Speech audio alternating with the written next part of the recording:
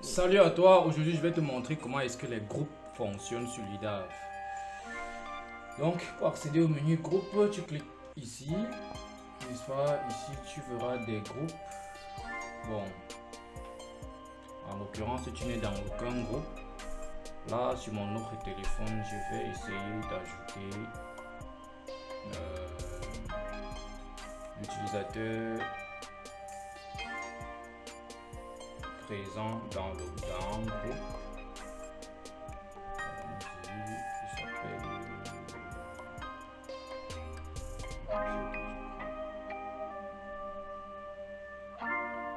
voilà, je viens de l'ajouter dans un groupe. Essayons de l'ouvrir encore pour voir. Voilà, il est dans le groupe Genius Academy. Il peut également créer son propre groupe, c'est-à-dire que par exemple il peut appeler ça Max Prépa. Et en cliquant ici pour ajouter une image s'il veut. Et voilà, il clique sur créer. Voilà. Donc là, ici c'est son groupe et ici c'est le groupe dont on l'a ajouté. En cliquant ici, n'est-ce pas, tu as n'est-ce pas, la liste des membres du groupe et tu peux sortir du groupe si tu veux. Et ici, comme c'est ton propre groupe, tu as cette option qui te permet d'ajouter des membres, consulter les membres, éditer le nom du groupe, voilà, ainsi de suite. Maintenant, comment ajouter un membre dans un groupe? C'est facile. Tu peux soit cliquer ici, cliquer sur ajouter les membres. Là, tu écris par exemple Brunel, je sais pas. Tu cliques sur Brunel et une fois qu'il y a un utilisateur qui a ce nom, il s'affichera ici et tu cliques sur son nom, n'est-ce pas, pour l'ajouter dans le groupe. TC Brunel ajouté avec succès. Voilà. Donc, à présent, il y a TC Brunel dans le groupe, à part moi. En plus de moi. Donc là, cette icône-ci montre que bah, c'est moi l'administrateur et ça c'est le super administrateur. Donc tu as la possibilité de retirer quelqu'un ou bien d'ajouter les droits administrateurs à quelqu'un si tu veux. Donc, il y a maintenant deux admins. Tranquille. Maintenant, si tu veux consulter le groupe, tu cliques dessus. Et tu as un espace chat, n'est-ce pas, discuter. Ici, les membres du groupe peuvent discuter entre eux. Ensuite, tu as un espace forum, c'est-à-dire que les membres du groupe peuvent décider de poser une question. D'accord? Tu peux poser une question. Tu poses une question. Et voilà, il y a un espace de discussion qui est dédié uniquement à ta question, tu vois. Ici donc on peut essayer de discuter sur ton problème et ainsi de suite. Ensuite on a un espace news pour les annonces, c'est-à-dire c'est uniquement les administrateurs qui ont le droit, n'est-ce pas, de publier dans cet espace. Donc on peut décider de dire que voilà, il y a une sortie peut-être le 26 avril.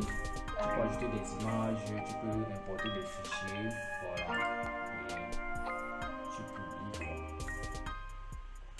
Et tous les membres du groupe pourront voir cette annonce aussi. Ensuite, tu as un espace devoir. Donc ici, tu peux donner des exercices si tu es l'administrateur, parce que c'est uniquement les administrateurs qui peuvent vous donner des devoirs ici. Donc, je peux donner un devoir, n'est-ce pas? Je peux donner un devoir à des élèves. Consigne du devoir, bah, je sais pas, dessiner ou bien traiter la fiche de TD, ainsi de suite. La note maximale, bah, supposons que c'est noté sur 100. Ensuite, tu spécifies la durée du devoir. Ça peut être fait en jour, ça peut être 1 jour, 2 jours, ça dépend. Et ensuite, tu peux ajouter des images ou bien ajouter un fichier. Si l'exercice se trouve dans un fichier PDF, tu peux l'importer dans la consigne. Tu dis par exemple traiter l'exercice de 3.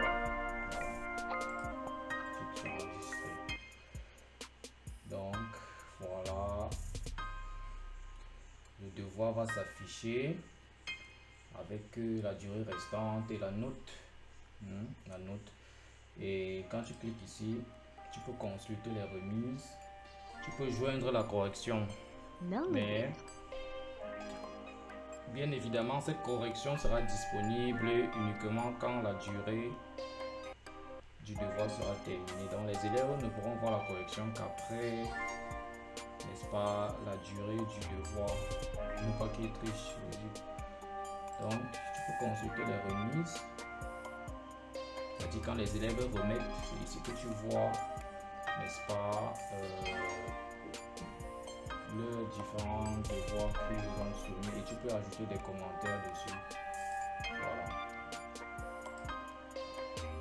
Ensuite, tu as un espace bibliothèque, librairie.